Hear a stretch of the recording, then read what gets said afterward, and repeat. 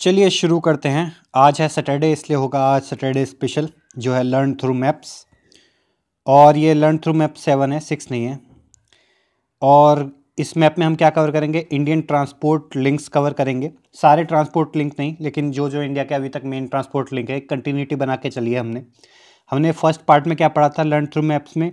Tibet autonomous region, India की boundary Pakistan के साथ और नेबरिंग कंट्रीज़ के साथ, चाइना के साथ, सरक्रीक इशू वगैरह पढ़ा था। फिर सेकंड पार्ट में हमने यमन पे फोकस किया था, इज़राइल पे फोकस किया था। थर्ड पार्ट में इसी के बारे में और डिटेल पढ़ा था, इज़राइल का पूरा इशू आपको समझाया था। और फिर हमने किया था कवर साउथ ईस्ट एशिया, जिसमें अंडमान निकोबार को भी कवर किया था। फिर हम साउथ चाइना सी की तरफ गए थे, साउथ चाइना सी को हमने कवर किया और इसमें कोरिया की हिस्ट्री भी हमने बताई थी क्या क्या है। उसके बाद हमने बताया था ओशन करंट्स क्या क्या हैं, उनके बारे में पूरा बताया था। गल्फ स्ट्रीम से क्या क्या चेंज होंगे वो हमने बताया था। उसके बाद हमने कवर किया था नए ट्रेड रूट्स जो ग्लोबल वार्मिंग से खुलेंगे, और ख़ासकर रशिया सेंट्रिक जो नए ट्रेड रूट्स हैं उनको बताया था, और इंडिया उनसे कैसे लिंक्ड है उससे बताया था। और आज हम उसी को आगे बढ़ाते हुए कवर करेंगे इंडियन ट्रांसपोर्ट लिंक। तो हर बार की तरह इस बार भी एम यही होगा, लर्निंग विद फन, मतलब मज़े से। और हम केवल मैप्स का ही यूज़ करते हैं, उससे के थ्रू हम आपको सब कुछ समझाने की कोशिश करते हैं। तो इस बार एक और चीज़ आप देख लीजिए, कल संडे है और कल संडे होगा बजट स्पेशल। अभी बजट आया था, उसके बारे में हम बताएंगे। बजट का थोड़ा सा क्रिटिकल एनालिसिस होगा, लेकिन एग्ज़ाम पॉइंट ऑफ व्यू से होगा। हम कवर नहीं करेंगे कि आपका इनकम टैक्स में क्या चेंज आया, उसके लिए आप खुद देख सकते हैं, लेकिन एग्ज़ाम पॉइंट ऑफ व्यू से बजट में क्या क्या स्पेशल है वो हम कवर करेंगे। तो चलिए इसी के साथ स्टार्ट करते हैं। तो पिछली बार हमने कहाँ ख़त्म किया था? पिछली बार हमने ख़त्म किया था अपना learn through map 6 India north south transport corridor में, और ये था नॉर्थ साउथ ट्रांसपोर्ट कॉरिडोर। ये रशिया को इंडिया से ज्वाइन करता है। और बेसिकली हमने पहले बताया था कि जब पूरा रशिया को इंडिया से ज्वाइन करना चाहता था तो उसको पूरा ट्रेड रूट जो था वो सरकम नेविगेट करके मेडिटेरियन सी के थ्रू आना पड़ता था, जिसमें काफ़ी चिकन नेक्स थी, जैसे सुएज़ कैनाल थी, यहाँ पे बाल्टिक सी था, यहाँ पे हमने सी ऑफ मरमरा के बारे में बताया था, यहाँ पे टर्किश स्ट्रेट्स के बारे में बताया था, सी ऑफ अजोव के बारे में बताया था, और कर्ट स्ट्रेट के बारे में बताया था पिछले वीडियो में। कर्ट स्ट्रेट जहाँ पे अभी इंडिया के 2 शिप्स टकराए थे, इंडियन शिप्स नहीं थे, टूनिशियन फ्लैग था उनके ऊपर, लेकिन उसमें 6 इंडियन वर्कर्स मरे थे। तो कर्ट स्ट्रेट का एग्जाम्पल आप ढंग से याद कर लीजिएगा। और सी ऑफ अजोव को किस सी से जोड़ता है हम पहले ही बता चुके थे आपको। तो कर्ट स्ट्रेट्स को हमने बताया था, और नॉर्मल रूट ये कवर करना पड़ता था, बहुत ही लंबा था, जिसमें काफ़ी चिकन नेक थे, और यहाँ पे सोमाली पायरेट्स का भी इशू था। इसके बदले इंडिया ने क्या किया? इंडिया ने सेंट्रल एशिया और रशिया से ज्वाइन करने के लिए एक नया रूट निकालता है, जिसको कहते हैं इंडिया ने और ईरान ने। ये था नॉर्थ साउथ ट्रांसपोर्ट कॉरिडोर। इसमें रशिया के थ्रू कैस्पियन सी का यूज़ होता था, और अजरबैजान, इंडिया, ईरान और रशिया मिलकर ये रूट बनाया था। और इसमें कैस्पियन सी के यूज़ के थ्रू, कैस्पियन सी, इसमें 2 सी रूट आते थे, एक होता था इंडियन ओशन और दूसरा कैस्पियन सी, और बीच में रेल और रोड का multi modal basically transport route था, बीच में रेल और रोड का मिक्सचर था। तो ये इस तरह रूट बना था, और इसका एक बार ड्राई रन भी हो चुका था, जिसमें इंडिया के अंदर ड्राई एयरपोर्ट था, नागपुर में जाके इसका एंडिंग हुई थी। लेकिन अभी भी ये रूट इतना सक्सेसफुल नहीं है।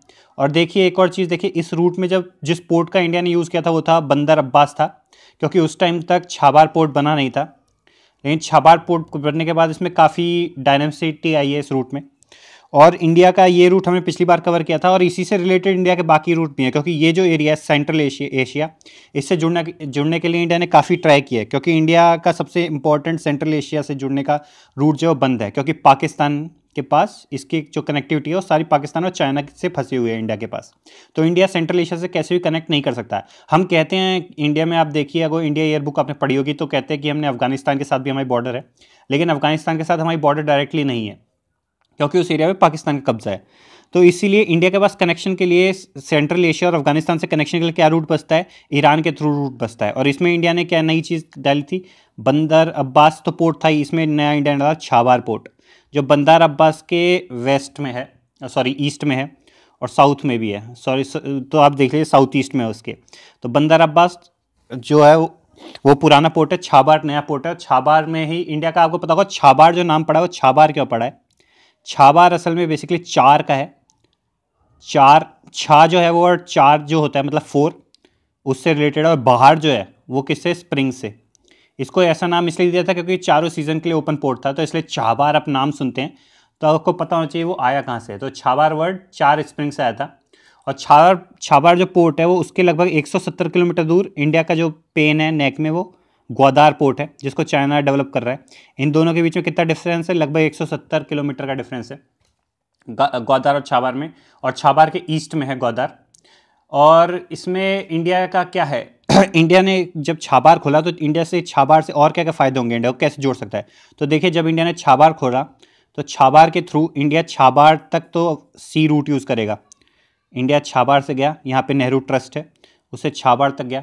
छाबार से सी रूट, सॉरी ये मुद्रा है, ये नेहरू ट्रस्ट पोर्ट हो गया। यहाँ से छाबार से सी रूट गया, यहाँ से फिर यहाँ से जालरंज तक रोड और रेल का यूज़ होगा। फिर यहाँ से दिलराम तक, जालरंज के बाद जारांज बॉर्डर पे है अफगानिस्तान ईरान की, फिर वहाँ से दिलराम तक मटेरियल जाएगा। और इंडिया ने हाल ही में वीट की सप्लाई की थी, किसको? अफगानिस्तान को, इस रूट के थ्रू। तो ये रूट अभी फुल फोर्स में आ चुका है। और छाबार पोर्ट को फिलहाल कौन ऑपरेट करता है? तो छाबार पोर्ट को अभी जो करती है वो एंटिटी है India ports global private limited, India ports global private limited. और एक है अरिया बंदर इरानियन, अरिया बंदर इरानियन, बंदर ये बंदर अब्बास वाला बंदर इरानियन। और जो IPGPL है, इसमें नेहरू ट्रस्ट है, नेहरू जो नेहरू पोर्ट है, इसके जो एडमिनिस्ट्रेटिव बॉडी थी वो यहाँ पे टेक्निकल सपोर्ट दे रही है। तो इंडिया जो है वो किसके through? India port global private limited के थ्रू इसको ऑपरेट कर रही है। लेकिन ये ओन्ड कौन है? ओन्ड नहीं करती है, ओन्ड करती है पोर्ट एंड मैरीटाइम ऑर्गेनाइजेशन जो ईरान की है, वो इस पोर्ट को ओन करती है, केवल ये ऑपरेट कर रही है। तो आपको पता होना चाहिए ऑपरेट और ओन में अंतर होता है। तो ऑपरेट फिलहाल अभी इंडिया वाले कर रहे हैं। और इसमें आप देखिए इंडिया को फ़ायदा क्या हुआ है फिलहाल चेंजेस से, क्योंकि US ने ईरान पे सैंक्शन लगा दिए हैं। तो ईरान को उम्मीद थी कि सारे इसके जो भी एक्सटर्नल ट्रेड रूट्स थे उन पे काफ़ी इम्पैक्ट होगा। लेकिन तब भी छाबार के कारण इंडिया को ईरान को एक फ़ायदा हुआ है। क्या?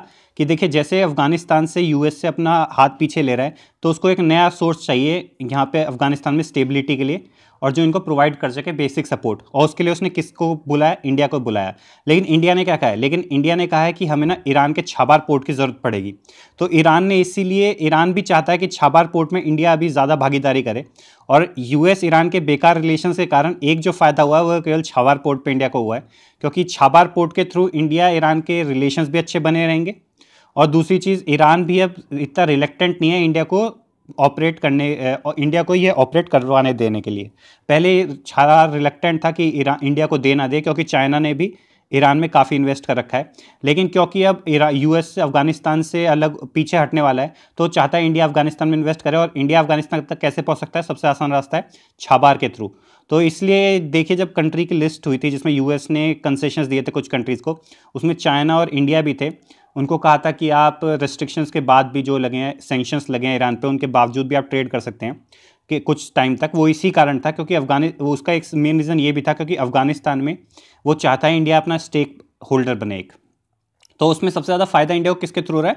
छाबार की यूटिलिटी के कारण हो रहा है कि इंडिया अब इसको ढंग से ऑपरेट कर पाता है। और चाइना, ईरान के पास भी क्या है, ईरान के एक रेस्ट्रिक्शन हो गई कि वो इंडिया को उसको सपोर्ट देना ही पड़ेगा छाबार में।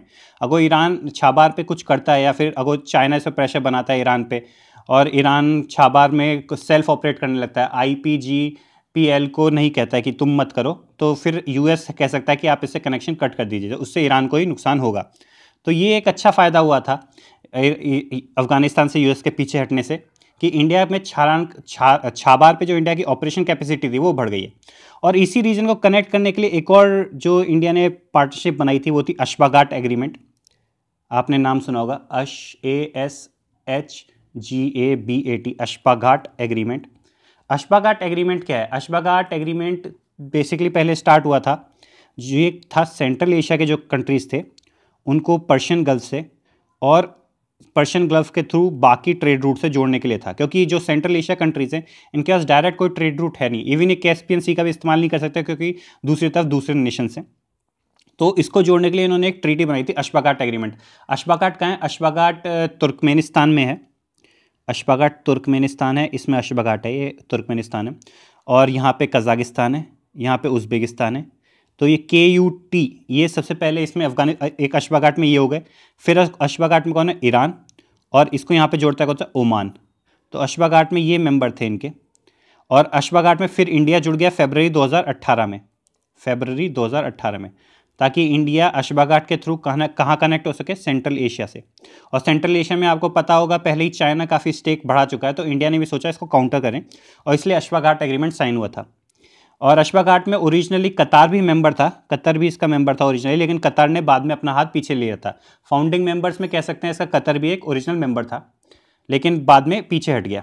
तो फिलहाल अशवा घाट किस किस को कवर करता है कंट्रीज़ को? Iran, Turkmenistan, Kazakhstan, Uzbekistan, Oman, India, इन कंट्रीज़ को अशवा घाट एग्रीमेंट कवर करता है। और ये भी एक मल्टी मॉडल ट्रांसपोर्ट रूट है। मल्टी मॉडल ट्रांसपोर्ट रूट क्या होता है? जिनमें एक अलग अलग मीडियम यूज़ हो ट्रांसपोर्ट के, मतलब वाटर भी यूज़ हो, रेल रोड भी यूज़ हो, और उसमें रोड भी, नॉर्मल रोड भी यूज़ हो। तो ये सब मिक्स जो रूट होते हैं उनको कहते हैं मल्टी मॉडल रूट। और सबसे बड़ा मल्टी मॉडल रूट जो हमने बताया था कौन सा था? North south transport corridor. अब इसी से आगे चलते हैं। ये हो गया इंडिया के ज्वाइन करने की कोशिश कहाँ पे? सेंट्रल एशिया और अफगानिस्तान में। और इसी में आगे चलते हैं। अब क्या है, इंडिया के ज्वाइन करने की, जो इंडिया ने अलग अलग प्रोग्राम बनाए किसको? साउथ ईस्ट एशिया से ज्वाइन करने के लिए। तो इसमें दो टाइप के प्रोग्राम है। देखिए, एक साउथ ईस्ट एशिया से ज्वाइन करने का प्रोग्राम है जो रोड बेस्ड है। तो पहले हम रोड बेस्ड प्रोग्राम्स को कवर करते हैं। तो रोड बेस्ड प्रोग्राम में क्या है? दो प्रोग्राम मेन है। एक है इंडिया म्यांमार थाईलैंड हाईवे, जिसको IMT ट्राइलेटरल हाईवे भी कहते हैं। ये न्यू दिल्ली के थ्रू होता हुआ सिलीगुड़ी कॉरिडोर जो चिकन नेक है उसको कवर करते हुए म्यांमार से जाते हुए, म्यांमार के थ्रू पास होते हुए कहाँ जाएगा? थाईलैंड जाएगा। और बांग्लादेश को ना ज्वाइन करने के कारण हमें सबसे ज़्यादा प्रॉब्लम इसमें यही हो रही है कि ये सिलीगुड़ी कॉरिडोर के थ्रू जाएगा जो एक चिकन नेक है। और चिकन नेक को पता होगा ये इंडिया के लिए काफ़ी बड़ा ही वल्नरेबल पॉइंट है, जियो स्ट्रेटेजिक इशू भी है ये। क्योंकि देखिए चिकन नेक के जस्ट जहाँ पे चिकन नेक है इसके ऊपर चाइना की प्रेजेंस है, और यहाँ पे नीचे बांग्लादेश है। तो अगर कहीं पे भी हमारे पे कहीं वॉर होती है और इस चिकन सिलीगुड़ी रूट पे कोई अटैक करता है तो इंडिया का कनेक्शन कट जाएगा। कहाँ से? नॉर्थ ईस्ट से कनेक्शन कट जाएगा। तो सबसे बड़ा इशू इसमें यही था। दूसरी चीज़ क्या है, जहाँ से IMT हाईवे पास हो रहा है वहाँ पे काफ़ी रफ टेरेन है, और इंडिया ने अभी तक अपने नॉर्थ ईस्ट को इतना डेवलप नहीं किया है कि वहाँ पे अच्छी रोड बना सके। तो जो ट्राइलेटरल हाईवे हो, बैंकॉक से लेके आप मोरेह तक तो अच्छी रोड बन सकती हैं। खासकर थाईलैंड के अंदर काफ़ी अच्छी रोड है जो कनेक्ट करने वाली है, और न्यू दिल्ली से आप सिलीगुड़ी तक बना सकते हैं। लेकिन जो ये बीच का नॉर्थ ईस्ट का इशू और म्यांमार का कुछ एरिया है, यहाँ पे काफ़ी कन्फ्लिक्टेड जोन है, कन्फ्लिक्ट जोन भी है, और यहाँ पे इंफ्रास्ट्रक्चर डेवलपमेंट में भी इशू आ रहा है। तो इसीलिए प्रोजेक्ट कब से प्लान में है, लेकिन अभी तक ये इतना अच्छा सक्सेसफुल नहीं रहा है। और इसके ऊपर जो ब्यूरोक्रेटिक हर्डल्स हैं वो तो चलती ही रहती हैं। और इसी के साथ एक और प्लान है जो बेसिकली चाइना ने सबसे पहले स्टार्ट किया था। 1999 में स्टार्ट किया था चाइना में इस प्रोग्राम को, और इसका नाम उस टाइम था क्याकपू initiative, sorry Kunming initiative, Kunming initiative 1999 में। फिर इसको 2002 के आसपास एक और नाम दिया था, K2K नाम दिया गया था। अगर आप गैस कर सकते हैं तो आप बताइए क्या नाम है। तो मैं आपको 5 सेकंड देता हूँ इसके लिए। 1 2 3 4 5। तो ये जिस मैं प्रोजेक्ट का नाम दे रहा हूँ ये बहुत ही फेमस प्रोजेक्ट है, इसका नाम है BCIM कॉरिडोर। तो BCIM कॉरिडोर क्या था? BCIM ये है BCIM कॉरिडोर। BCIM कॉरिडोर सबसे पहले 1999 में बात हुई थी कुनमिंग के इनिशिएटिव के नाम पे, जो कनेक्ट करना चाहता था चाइना को किससे? China, Myanmar, India. जैसे कि China Kunming, China, Myanmar, Bangladesh और इंडिया को कनेक्ट करना चाहता था कोलकाता तक।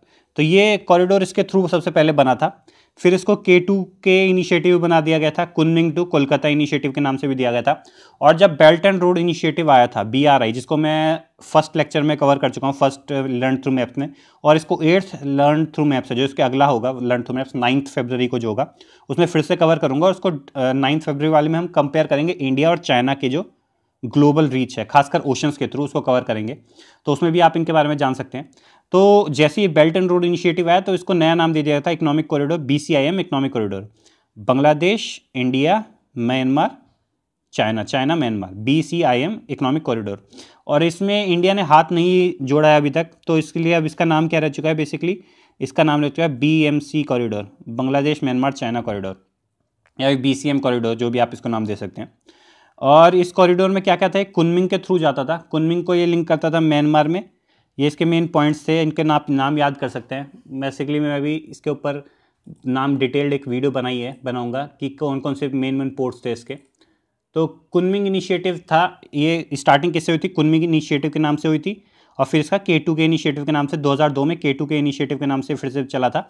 और फिर जब नई गवर्नमेंट आई, शी जिनपिंग आए, तो उसके बाद इन्होंने क्या BCIM में इसको ज्वाइन कर लिया। BCIM में आपको पता होगा 6 इकोनॉमिक कॉरिडोर है मेन। BRI इनिशिएटिव में 6 इकोनॉमिक कॉरिडोर हैं, जिनमें से 2, एक BCIM और दूसरा CPEC, China Pakistan economic corridor, ये इंडिया को डायरेक्ट अफेक्ट करते हैं। तो इनको हम अगले वीडियो में कवर करेंगे। और ये तो हो गया इसमें रोड के थ्रू। एक और है मल्टी मॉडल प्रोजेक्ट जो इस एरिया को कनेक्ट करने के थ्रू है, जिसमें इंडिया चाहता नहीं है कि वो चाइना की हेल्प ले, वो है कालादान मल्टी मॉडल प्रोजेक्ट। तो कालादान मल्टी मॉडल प्रोजेक्ट क्या है? ये ज्वाइन करता है, कालादान रिवर है। कालादान नाम कैसे पड़ा है इसका? कालादान रिवर है। कहाँ है कालादान रिवर? म्यांमार में। तो म्यांमार की कालादान रिवर है, उसका यूज़ करेंगे हम, और इसका सी का यूज़ करेंगे। और मल्टी मॉडल प्रोजेक्ट है, इसमें कौन कौन सी चीज़ें यूज़ होंगी में? तो पहली होगी इसमें शिपिंग, दूसरी है इसमें, ये ट्रेन गलत है असल में, ये फोटो थोड़ा सा गलत दिखा रखा है। यहाँ पे रेल, केवल रेल नहीं है, यहाँ पे वाटरवे भी है, IWT भी है, वाटरवे भी है, इनलैंड वाटरवे है। फिर इसमें यहाँ पे ट्रेन है, और फिर आगे रोड है जो इंडिया के NH54 से ज्वाइन करती है। ये इनिशिएटिव क्यों इंपॉर्टेंट है? देखिए, 2 चीज़ें इनिशिएटिव की। एक तो कालादान जो इनिशिएटिव है वो किस चीज़ को ज्वाइन करता है, मैं आपको पहले मैप में दिखाता हूँ। कालादान इनिशिएटिव इंडिया को म्यांमार से ज्वाइन करता है, तो इंडिया की लिंक बनाता है किससे? साउथ ईस्ट एशिया से। दूसरी क्या चीज़ है, ये किसको बाईपास करता है? चिकन नेक कॉरिडोर को बाईपास करता है। तीसरी चीज़ क्या है? बांग्लादेश को भी ये बाईपास करता है। तो अगर हम बांग्लादेश से, हमारी गवर्नमेंट कभी अच्छी ऐसी गवर्नमेंट रही जो इंडिया के अगेंस्ट है, खासकर अभी जब खालिदा जिया की गवर्नमेंट आती है तो वो इंडिया के अगेंस्ट रहती है, वो पाकिस्तान के फेवर में रहती है। तो इसलिए उस गवर्नमेंट से बचने के लिए, जो भी ताकि चेंज ना हो पॉलिसी में, उसके लिए एक हमें सोचा था चिकन नेक जो है सिलीगुड़ी कॉरिडोर से बचने के लिए, मतलब ताकि हम नॉर्थ ईस्ट से लिंक बनाए रखें, साउथ ईस्ट से जुड़ने के लिए, ताकि म्यांमार से लिंक बनाए रखें, और बांग्लादेश की प्रॉब्लम है इससे बचने के लिए हमने सोचा कोई नया रूट होना चाहिए। तब हमारे दिमाग में क्या आया? Kaladan multi modal project. तो कालादान मल्टी मॉडल प्रोजेक्ट क्या काम करता है, इसके मेन इंपॉर्टेंट बेनिफिट्स देखिए। पहला जो मैंने 3 बता दिए वो तो है ही, साथ में जो चिकन नेक है उससे बचता है, और सबसे अच्छी चीज़ क्या है, ये नॉर्थ ईस्ट है ना, उससे कनेक्टिविटी इंडिया की बढ़ाता है। तो देखिए, नॉर्थ ईस्ट में जो चिकन नेक वगैरह देखते हैं, यहाँ पे फिजिकल इंफ्रास्ट्रक्चर लाना बहुत ही मुश्किल होता है, और क्योंकि रोड वोड बनाना बहुत ही मुश्किल होता है। और आपने अभी देखा होगा जो भी नए ब्रिज बने हैं, अरुणाचल से बना है जो, और फिर भूपेन हजारिका का ब्रिज बने हैं, ये कितने कई सालों में जाके बने हैं, और इसके बावजूद भी इनकी लेंथ इतनी, इनकी प्रोग्रेस इतनी स्लो है कि ये एरिया स्टार भी रहेगा डेवलपमेंट के नाम पे। और बड़े बड़े जो, जैसे कोई ट्रांसफार्मर वगैरह हमें ट्रांसपोर्ट करना होता है, तो हम हमेशा बांग्लादेश की मर्जी पे रहते थे, क्योंकि यहाँ पे वाटरवे अच्छे हैं, क्योंकि वाटरवे सबसे ईजीस्ट रूट होता है, waterway is the cheapest route. अगर आपने रिपोर्ट पढ़ी होगी इकोनॉमिक सर्वे की, तो आपको इससे भी पता होगा कि वाटरवे ज़्यादा चीपेस्ट रूट। और उनके कंपैरिजन देखिएगा, 2015 की शायद से रिपोर्ट थी, जिसमें बताया था कि जब 100 वाटरवेज का 111 वाटरवेज का बिल पास हुआ था, तब उसमें बताया था कि वाटरवेज में कितना कॉस्ट लगती है। तो वाटरवे में शायद 1/10 भी कॉस्ट नहीं लगती रोड की। ये आप देख कर लीजिए, डाटा चेक कर लीजिएगा। तो इसलिए वाटरवे का भी हमें यूज़ करना था ताकि कॉस्ट भी बचे। इसलिए हमने सोचा क्या यूज़ करेंगे हम, इंडिया के हल्दिया पोर्ट से यहाँ पे सितवे तक जाएंगे, और यहाँ से हम यहाँ से सितवे के थ्रू वाटरवे के यूज़ करते हुए, फिर रोड का यूज़ करते हुए हम कहाँ तक जाएंगे? NH54 तक जाएंगे, जहाँ पे हम बनाएंगे India Kaladan multi modal project. तो ये था कालादान मल्टी मॉडल प्रोजेक्ट, जिसमें क्या क्या था, तो इसके मेन पॉइंट देख लेते हैं। इंडिया में कौन सा पोर्ट इसमें यूज़ करते थे? इंडिया में पोर्ट था हल्दिया पोर्ट का, सबसे पहले इस्तेमाल होता था। तो हल्दिया मतलब कोलकाता जो पोर्ट है, उस तक सितवे तक ये अप्रॉक्सीमेटली थी 539 किलोमीटर है। इसमें किसका यूज़ होता था? इसमें शिपिंग का यूज़ करते थे। फिर सितवे के बाद पलेटवा तक, सितवे से पलेटवा तक यहाँ पे रिवर कालादान है, ये होती है रिवर कालादान है। तो इसीलिए इस प्रोजेक्ट का नाम रिवर कालादान प्रोजेक्ट रखा है। तो रिवर कालादान है, यहाँ पे हम IWT मतलब इनलैंड वाटरवे ट्रांसपोर्ट का यूज़ करते थे, IWT का यूज़ करते थे, और ये कितना था? लगभग 168 किलोमीटर था। फिर इसके बाद पलेटवा से इंडो म्यांमार जो बॉर्डर है, यहाँ पे इंडो म्यांमार बॉर्डर आती है, यहाँ पे कलेटवा भी जगह आती है। यहाँ पे ये रूट अभी तक डेवलप नहीं है इतना अच्छा। फिर जो इंडो म्यांमार बॉर्डर है, यहाँ तक कैसे था? यहाँ पे रोड के थ्रू जाते थे, और यहाँ पे फिर रोड के थ्रू यहाँ से हम किससे जुड़ते थे? यहाँ पे इंडिया की बॉर्डर में आता था लोंग ताई, यहाँ पे जगह थी लोंग ताई, जो बॉर्डर पे लोंग ताई, और यहाँ पे हम किससे जुड़ते थे? NH54 से। तो यहाँ पे आपको कौन कौन सी चीज़ें पता चली? पहली चीज़ कालादान रिवर पता चली आपको। पहला हल्दिया पोर्ट से किसको ज्वाइन करता है? सितवे पोर्ट तक। उसको कैसे ज्वाइन करता है? शिपिंग से। तो आपको कौन कौन सी चीज़ पता चली? Haldia port, Sittwe port, Sittwe से पलटवा कौन सी रिवर है? कालादान रिवर है। फिर कालादान से ये किसको ज्वाइन करता है? NH54 को ज्वाइन करता है। तो आपको NH54 की भी लोकेशन पता चली, वो कहाँ है? मिजोरम में। तो ये था नॉर्मल इसका रूट, लेकिन इसकी एक और भी इसका स्ट्रेटेजिक इंपॉर्टेंस था। क्या? देखिए सितवे, ये तो म्यांमार का पोर्ट हो गया, सितवे पोर्ट हो गया, लेकिन जब आप इसके थोड़े साउथ में जाएंगे, मैं आपको मैप दूसरे मैप में दिखाता हूँ। ये यहाँ पे आता है, यहाँ पे हमारा सितवे पोर्ट आ गया। जब इसके साउथ में आप जाते हैं तो यहाँ पे आता है क्याकपू। क्याकपू पोर्ट में किसने इन्वेस्ट कर रखा है? चाइना ने। शायद से मैंने इसका पीछे और भी लिंक दे रखा होगा, नहीं यहाँ पे नहीं है। तो क्याकपू पोर्ट से चाइना ने भी इन्वेस्ट कर रखा है। तो इंडिया का जो ये स्ट्रेटेजिक इन्वेस्टमेंट है, ये काउंटर करने के लिए किसके है? क्याकपू में जो चाइना स्ट्रेटेजिक इन्वेस्टमेंट कर रहा है उसको भी काउंटर करने के लिए है। तो सितवे पोर्ट इसलिए भी इंपॉर्टेंट है, क्योंकि अगर सितवे पोर्ट जल्दी डेवलप होता है तो वो चाइना, जो इंडिया की एक वो होती है ना रिलायबिलिटी, वो बढ़ जाएगी उस रीजन में। और एक और चीज़ देखिए, जब ये प्रोजेक्ट बना था तब इंडिया के ना बांग्लादेश से इतने अच्छे रिलेशन नहीं थे, और काफ़ी जो प्रोटोकॉल रूट्स थे उनको ढंग से इस्तेमाल नहीं किया जा रहा था। लेकिन अब क्या है, बांग्लादेश से इंडिया के रिलेशन अच्छे हैं, तो इसलिए अब इस रूट पर भी काम गवर्नमेंट इतना फोकस नहीं कर रही है। भले ही सितवे को डेवलप करने की इंडिया सोच रही है, यहाँ पे इन्होंने अपनी इंटेलिजेंस एजेंसी के यूनिट्स भी बैठा दी होंगी देखने के लिए, लेकिन अभी भी चाइना की यहाँ पे ज़्यादा प्रेजेंस है। क्योंकि आपको पता होगा, ना ही केवल क्याकपू में ही चाइना ने इन्वेस्ट नहीं किया है, बल्कि नीचे हमने बताया था कोको आइलैंड्स है, जिसमें ग्रेट कोको आइलैंड है, वहाँ पे चाइना ने अपनी एक सर्विलेंस यूनिट भी बना रखी है, जिसको बोलते हैं, मैंने बताया सिगिंट की यूनिट बना रखी थी। इसको भी हमने कवर किया था साउथ ईस्ट चाइना, शायद से 3rd या 4th लर्न थ्रू मैप्स में हमने कवर किया था। सिगिंट क्या होता है? सिग्नल इंटेलिजेंस यूनिट है, उसको बैठा रखा है। और वो किस पे नज़र रखती है? केवल इंडिया पे नहीं, वो जो मलक्का है, स्टेट ऑफ मलक्का, जिसको कहते हैं चिकन नेक, जो चाइना के लिए, इस पर वो ध्यान रखती है, क्योंकि वो इस तरफ है, वो केवल इस पे भी ध्यान रखती है। इंडिया के लिए अंडमान निकोबार पे भी ध्यान रखती है, और इंडिया का इन्वेस्टमेंट जो सितवे पे है उस पर भी ध्यान रखती है। तो इसलिए चाइना का जो म्यांमार में है स्ट्रेटेजिक इन्वेस्टमेंट ज़्यादा है, और इसलिए इंडिया को स्ट्रेटेजिक इन्वेस्टमेंट है वो म्यांमार में जो चाइना का, उसको काउंटर करने की ज़रूरत है। तो इसलिए ये प्रोजेक्ट इसलिए भी इंपॉर्टेंट है। लेकिन इंडिया अभी इसमें स्लो है, क्योंकि अब बांग्लादेश से अच्छे रिलेशंस हो गए हैं, और अभी जो बांग्लादेश से वो किस चीज़ों का यूज़ करता है? बांग्लादेश के साथ यूज़ करता है प्रोटोकॉल रूट्स का। तो कौन से 3 बेसिकली मेन प्रोटोकॉल रूट्स हैं? पहला है धुलान टू राजशाही, ये बहुत ही छोटा रूट है, सबसे छोटा रूट है, 78 किलोमीटर का।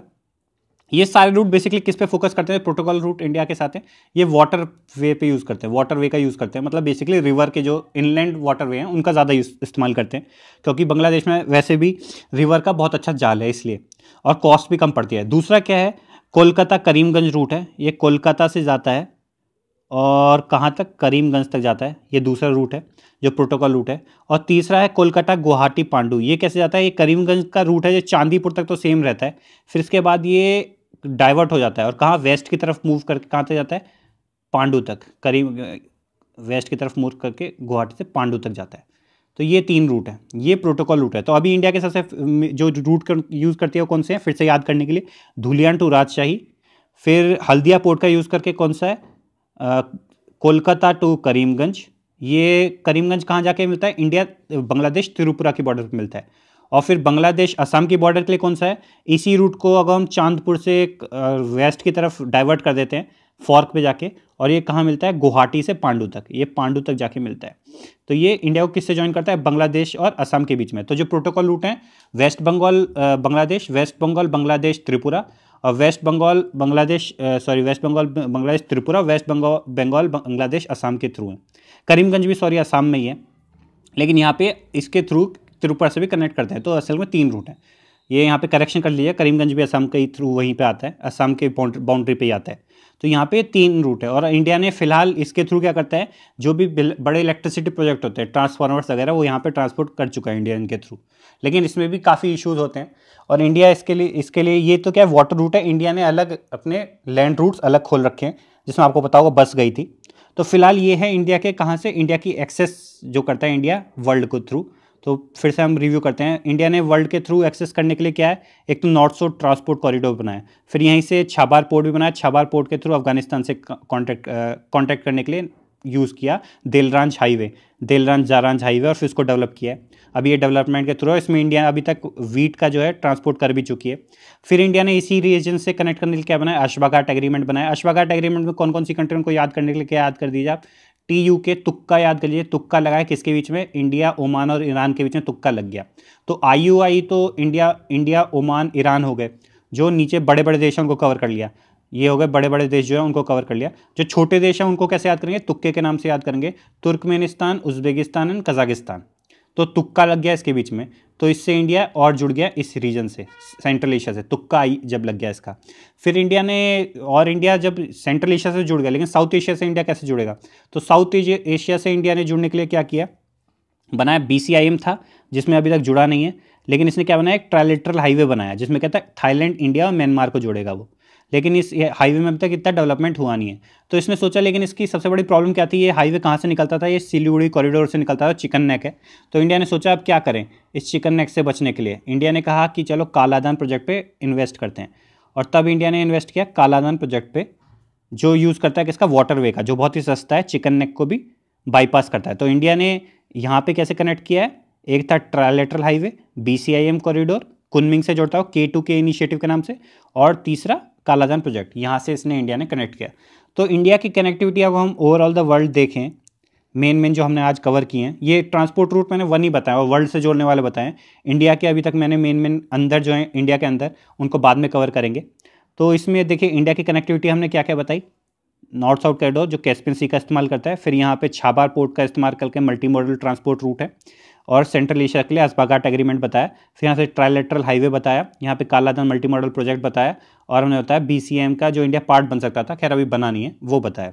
और लेकिन आप देखिए जब इसको कंपेयर करते हैं चाइना से, चाइना का रूट कितना बड़ा है, जो ब्लैक में आपको दिख रहा है ये मैरीटाइम सिल्क रूट है जो चाइना ने किया है, ये पूरा इंडिया को कवर कर लेता है। यहाँ पे केवल कोलकाता आप छोड़ दीजिए, यहाँ के बदले आप क्याकपू पे चले जाइए, वहाँ पे चाइना ने इन्वेस्ट किया है, हबन टोटा है यहाँ पे, और चाइना ने नायरोबी में इन्वेस्ट किया है, यहाँ पे चाइना ने सोमालिया को छोड़ दीजिए तो इथोपिया में, जिबूती में काफ़ी इन्वेस्ट किया चाइना ने। फिर इसके थ्रू कहाँ से वेनिस तक ज्वाइन करना चाहता है। इसके बावजूद इसके अलावा चाइना के 6 क्या हैं इकोनॉमिक कॉरिडोर हैं, जिसमें इंडिया को क्या इंपैक्ट करता है, CPEC China Pakistan economic corridor, और दूसरा कौन सा BCIM, जो BCI नहीं है उसमें BCM समझ लिए, बांग्लादेश चाइना म्यांमार कॉरिडोर, ये इंडिया को इंपैक्ट करते हैं। और इसके अलावा चाइना ने और कहाँ का इस जगह पूरा स्ट्रेटेजिक इन्वेस्टमेंट कर रखा है, यहाँ पे कोको चैनल पे भी, कोको आइलैंड्स में भी इन्वेस्टमेंट कर रखा है, और इस एरिया में क्या बना रखा है आपका 6-9 लाइन बना रखी है, उसको मैंने कवर किया था 4th या 5th वीडियो में, उसमें आप देख लीजिएगा। तो ये है चाइना का इन्वेस्टमेंट। उसके बदले इंडिया का काफ़ी कम इन्वेस्टमेंट है, लेकिन इंडिया ने भी काफ़ी पोर्ट में संभल के इन्वेस्टमेंट किया। जैसे पाकिस्तान में अगर चाइना ने ग्वादार में किया, तो इंडिया ने किसने कर दिया, छाबार में कर दिया। इसके बाद जब चाइना ने जिबूती वगैरह पे कवर किया और यहाँ पे इन्वेस्टमेंट करना शुरू किया, तो इंडिया ने भी ओमान में दुकम पोर्ट ले लिया। शेचल्स में अजम्पशन आइलैंड में था, लेकिन अभी तक इसकी बात क्या हो रहा है, इसका फ्यूचर पता नहीं है। इससे ज़्यादा अभी तक इंडिया का रिलायबल मेंबर कौन है, मॉरिशस है। होप आइलैंड के ऊपर भी बात हो रही थी, लेकिन उसको गवर्नमेंट ने पीछे अपने हाथ ले लिए चाइना के प्रेशर के थ्रू। और यहाँ पे सबांग पोर्ट है, जिसमें इंडिया इसलिए सपोर्ट कर रहा है क्योंकि जो बाकी देश हैं इस रीजन को चाहते नहीं कि चाइना का ज़्यादा इन्फ्लुएंस बढ़े। चाइना जिस जगह अभी सबसे ज़्यादा ध्यान देना चाहता है इंडिया कह रहा हूँ, वियतनाम पे देना चाहता है, क्योंकि वियतनाम में इंडिया ने इन्वेस्ट कर रखा है। ONGC के विदेश जो वेंचर है उसने इन्वेस्ट कर रखा है, लेकिन यहाँ पे 9 लाइन के कारण यहाँ पे ऑयल हम नहीं कर पा रहे हैं, यहाँ से ऑयल हम ढंग से पूरा ऑप्टिमल यूज़ नहीं कर पा रहे हैं। तो इसलिए इंडिया को इसमें ध्यान देने की ज़रूरत है। और इंडिया के और चाइना के बीच में क्या क्या इनके कॉरिडोर्स हैं और क्या क्या इनका रिलेशन रहा है, इनको हम अगले वीडियो में पूरा डिटेल में डिस्कस करेंगे। मैं उम्मीद करता हूँ आपको ये वीडियो अच्छा लगा होगा। इसमें और भी आपको कोई व्यूज़ हो आप हमें प्लीज़ बताइए। और किसी ने मुझे बताया था BRI कॉरिडोर को हम डिटेल में बताएं, तो BRI कॉरिडोर को हम अगले सैटरडे को डिटेल में बताएंगे। और इससे पहले BRI कॉरिडोर को हम फर्स्ट वीडियो में भी कवर कर चुके हैं। तो आप फर्स्ट वीडियो कहीं जिसको देखना है तो IAS प्राइम में सैटरडे स्पेशल, या फिर लर्न थ्रू मैप्स के एक प्लेलिस्ट होगी उसमें देख सकते हैं, या फिर TCS JEHO में भी शायद से इसकी प्लेलिस्ट हो, आप देख सकते हैं, तो आप उसमें भी देख सकते हैं। और इसी के साथ धन्यवाद। और कल याद रखिएगा, कल बजट स्पेशल है। इसी के साथ धन्यवाद।